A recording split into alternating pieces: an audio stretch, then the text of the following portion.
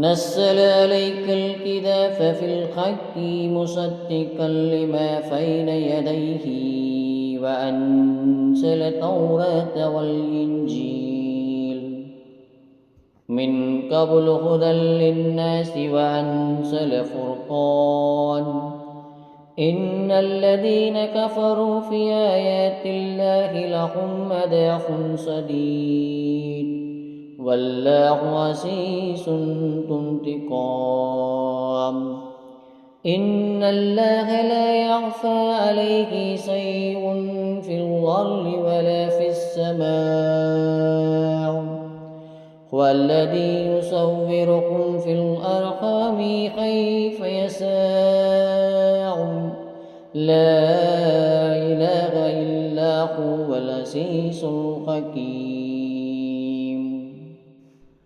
உண்மையைக் கொண்ட இவ்வேதத்தை மீது அவன் இறக்கினான். இது தனக்கு முன்னுள்ளவற்றை உண்மைப்படுத்துகிறது. இதற்கு முன்னர் மக்களுக்கு நேர்வழிகாட்டியாக தௌராத்தையும் இஞ்சிலையும் இறக்கினான். வழிகேட்டிலிருந்து நேர்வழியை பிரித்து காட்டுவதையும் இறக்கினான். அல்லாஹ்வின் வசனங்களை யார் மறுக்கிறார்களோ அவர்களுக்கு கடும் வேதனை உள்ளது. அல்லாஹ் மிகைத்தவன், தண்டிப்பவன்.